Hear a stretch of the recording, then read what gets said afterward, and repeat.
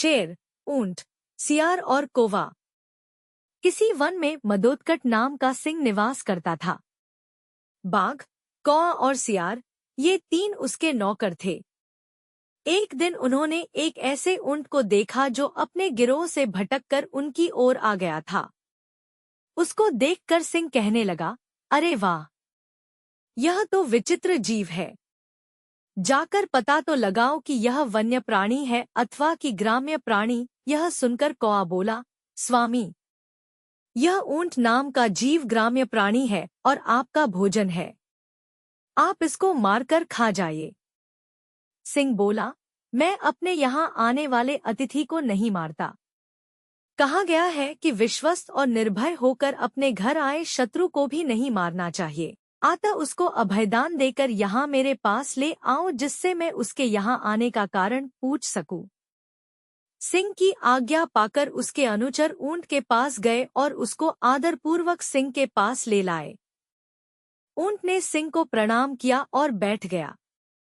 सिंह ने जब उसके वन में विचरने का कारण पूछा तो उसने अपना परिचय देते हुए बताया कि वह साथियों से बिछुड़कर भटक गया है।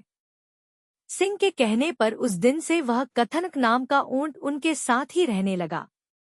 उसके कुछ दिन बाद मदोदकट सिंह का किसी जंगली हाथी के साथ घमासान युद्ध हुआ। उस हाथी के मूसल के समान दांतों के प्रहार से सिंह अधमरा तो हो गया, किंतु किसी प्रकार जीवित रहा, पर वह चलने फिरने में अशक्त हो गया था। उसके अशक्त हो जाने से कौवे आदि उसके नौकर भूखे रहने लगे, क्योंकि सिंह जब शिकार करता था तो उसके नौकरों को उसमें से भोजन मिला करता था। अब सिंह शिकार करने में असमर्थ था। उनकी दुर्दशा देखकर सिंह बोला, किसी ऐसे जीव की खोज करो कि जिसको मैं इस अवस्था में भी मारकर तुम लोगों के भोजन की व्यवस्था कर सकूं। सिंह की आज्ञा पाकर वे चारों प्राणी हर तरफ शिकार की तलाश में घूमने निकले। जब कहीं कुछ नहीं मिला तो कौवे और सियार ने परस्पर मिलकर सलाह की। श्रीगाल बोला, मित्र कौवे, इधर उधर भटकने से क्या लाभ? क्यों न इस कथन को मारकर उसका ही भोजन किया जाए। सियार सिंह के पास गया और वहां पहुंचकर कहने लगा, स्वामी, हम सबने मिलकर सारा वन छान मारा है, किंतु कहीं कोई ऐसा पशु नहीं मिला कि जिसको हम आपके समीप मारने के लिए ला पाते। अब भूख इतनी सता रही है कि हमारे लिए एक भी पग चलना कठिन हो गया है। आप बीमार हैं। यदि आपकी आज्ञा हो तो आज कथन के मांस से ही आपके खाने का प्रबंध किया जाए। पर सिंह ने यह कहते हुए मना कर दिया कि उसने ऊंट को अपने यहाँ पनाह दी है, इसलिए वह उसे मार नहीं सकता। पर सियार ने सिंह को किसी तरह मना ही लिया। राजा की आज्ञा पाते ही श्रीगाल ने तत्काल अपने साथियों को बुलाया लाया। उसके साथ ऊंट भी आया। उन्हें देखकर सिंह ने पूछा, तुम लोगों को कुछ मिला? कौवा, सियार, बाघ सहित दूसरे जानवरों ने बता दिया कि उन्हें कुछ नहीं मिला। पर अपने राजा की भूख मिटाने के लिए सभी बारी बारी से सिंह के आगे आए और विनती की कि वह उन्हें मारकर खा लें।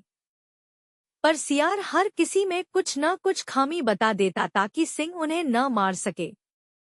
अंत में ऊंट की बारी आई।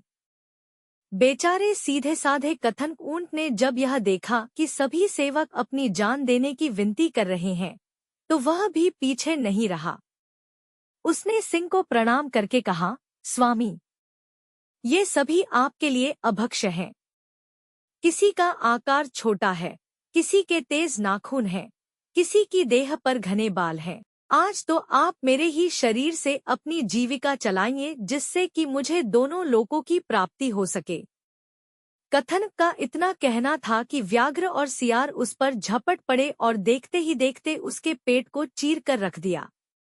बस फिर क्या था, भूख से पीड़ित सिंह और व्याघ्र आदि ने तुरंत ही उसको चट कर डाला। शिक्षा, महापुरुषों ने कहा है कि धूर्तों के साथ जब भी रहें पूरी तरह से चौकन्ना रहें और उनकी मीठी बातों में बिल्कुल न आएं, और विवेकहीन तथा मूर्ख स्वामी से भी दूर रहने में ही भलाई है।